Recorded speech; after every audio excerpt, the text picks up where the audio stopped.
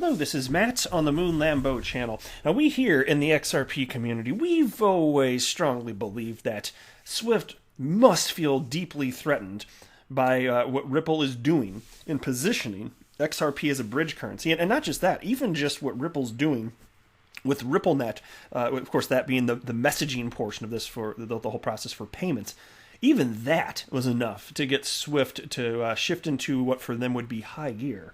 They still aren't. They don't even have a proposed solution for the whole settlement side of this, which is one of the things that's just so fascinating to me. It's just ridiculous.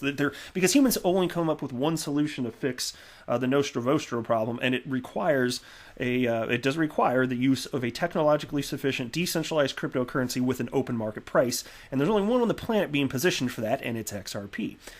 So they don't have a solution for that, but they did come out with Swift GPI, which is just an improved messaging. It's a new messaging platform, which is superior to what they'd been using since inception, whenever that was, around 1970, whatever the hell it's been, 19-dickety-2, I don't freaking know. They've been around for a long time. But here we have this headline from Crypto Newsflash: Swift Germany head admits new strategy is a reaction to Ripple and Visa. Shocking news! My gosh, might Ripple be onto something? It's a good time here on the Moon Lambo channel. Before we go any further, if you would please, ever so delicately, tap the like button. I would definitely appreciate the support, because if you do, it will tell the YouTube algorithm that you don't completely hate this particular Moon Lambo hot jam, and as a result, YouTube will be more likely to suggest to others that they watched this particular video. So I would appreciate it, and also I recommend that you treat yourself, girl, by subscribing to the Moon Lambo channel, because why the hell not? You've been a good boy or girl, just go ahead and treat yourself. A shout out to James Rule XRP, my fellow XRP YouTuber, who sent this piece my way. Thank you very much, my friend. I do appreciate it. Ripple and Swift. For many crypto enthusiasts, this is the battle between the future of cross-border payments and the dinosaur from the Stone Age. In the recent past, Ripple has already attacked its competitor several times. In May, Marcus Treacher harshly criticized Swift's recent postponement of the introduction of the ISO 20020 standard and described Swift as disadvantageous and antiquated. Oh, yeah. Well, I'd say those are euphemisms, but fair. Just a few days ago, the official Monetary and Financial Institutions Forum, or OMFIF, it's fun to say that, OMFIF, O-M-F-I-F, OMFIF. That's how you got to say it weird like that. A think tank focused on central banks presented a report highlighting the advantages of Ripple's technologies as an alternative to Swift. Which, by the way, is one of the most ironic names on the freaking planet, because Swift is anything but Swift. Anyway, however, competition from Ripple and other fintechs has not gone unnoticed by Swift, as Jürgen Marstadt... I'm going to call him John for the rest of the piece. I can pronounce John. John, Swift's German head, recently confirmed in an interview with Der Treasurer. As the website reports, Swift wants to be more than a mere transmitter of financial news in the future. Over the next 2 years, the network plans to fundamentally renew its cross-border infrastructure for the processing of payments and securities transactions, as announced in September. Now, to this end, Swift is developing a new platform to offer comprehensive transaction management. John stated that with this new strategy, Swift puts business transactions at the center of our offering. And here's a quote.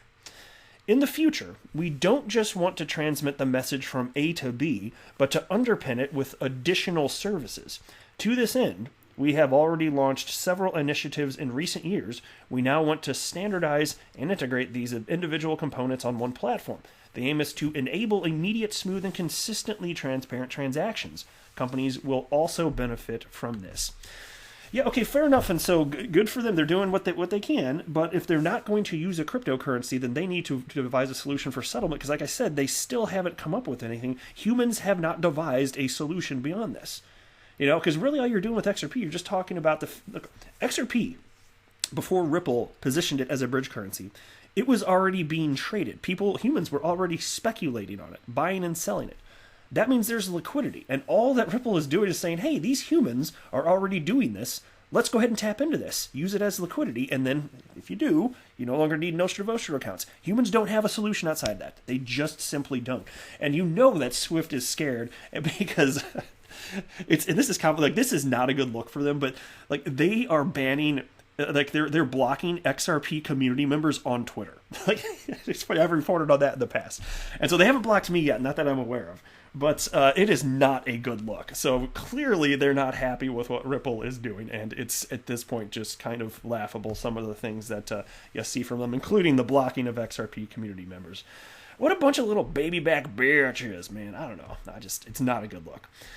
Let's jump into this piece now. From You Today, large number of XRP scam victims reported over past 2 days, says XRP Forensics. And my fellow XRP community members, please be diligent out there. Please be careful and be aware of this. There's a reason I want to share this with you. The analytics team that deal with XRP data has reported XRP-related email scams targeted at owners of hardware wallets. Now, these scam attacks were first noticed in January 2020. XRP Forensics has tweeted that over the past 2 days, they have been contacted by more than 20 victims. In all those cases, the company says, the reports came in after the money lost by the people had already been laundered. The team mentioned that these scam emails target holders of hardware crypto wallets, and there's a tweet from XRP Forensics on your screen indicating just as much. And then there's a subheading here. The scammers have improved their skills. XRP Forensics team has pointed out that these scammers started targeting users back in January 1st. However, since then, they have become more professional as they clearly learned some things along the way. The company is happy to offer their help to investigators, since connecting the present cases with those of January should be a great lead. And they wrote the following. Here's a quote. They are operating very professionally now, but not back when they started in January. They have clearly learned some things along the way. So connecting the current cases to those of January is a great lead for investigators. We are more than happy to help. And so that's why, here's what I always suggest. Because look, I don't offer financial advice. I'm not a financial advisor, no financial background whatsoever. So don't buy or sell anything because of anything I say or write. But I will tell you, when it comes to preventing scams, I'm happy to offer a friendly suggestion, which in a nutshell is be cautious. Because look, anytime you receive a call to action, meaning whether it's an email or I don't care if it's a video somewhere, a blog, whatever it is, even if it looks like it's from a legit source or somebody that you've done business with in the past, if there is a call to action, meaning they're saying do something as a result of an impending threat, they could try and scare you. Oh my gosh, your funds are at risk. Maybe it looks like it's coming an email from a cryptocurrency exchange and it's not really from a cryptocurrency exchange. If they're telling you to do anything, just assume it's a scam until you can prove to yourself that it is not a scam. That's a healthy starting point. If there's a call to action, your answer to them is no, until they can prove to you, that they are not actually scammers trying to steal from you. And then the piece wraps up by stating the following. Where did I leave? One sec. I think it was this part. The analytics team says that in this particular case, owning a hardware wallet is risky for crypto users than not having one, as the scammers have now become skilled at stealing their crypto. However, only those hardware wallet owners are at risk who share their 24-word security phrase when they participate in staking or community crypto rewards. Unfortunately, this happens way too often, the tweet says. So look, and this is the other thing too, like, don't type your seed phrase, that 24-word security phrase. Don't type that anywhere. Don't give anyone your private keys, okay? Don't do any of that. And I'm especially concerned with what's coming up here with Flare Network, which, by the way, Flare, every indication on the planet that they're on the up and up. That's not a scam. There's not some sort of conspiracy to steal a bunch of people's XRP by getting them to put notes on their XRP accounts. But I am concerned because I've already seen a couple instances where there are scammers out there trying to get people to provide their 24-word security phrase. And so while Toolkit, like XRP Toolkit, which you can use if you have a Ledger Nano S to put the node on your account, which I haven't done yet, by the way, but from what I've gathered, that's an absolutely reputable source. I'm concerned about people creating lookalike software that is malicious that will tell you to enter your code, and then if you actually do that, you can lose all of your funds, and that to me is scary. So just know that if you're claiming your Spark tokens for free, you'll never, ever, ever have to do that. So again, like I said, it just comes down to being diligent and just assume that everybody's trying to steal from you, and that's a healthy starting point, right? Even if it's not literally true. I'm just saying. All right, that is it for this video. I am not a financial advisor. Do not buy or sell anything because of anything that I say or write. That would be a very, very, very bad idea. Until next time, to the moon, Lambo.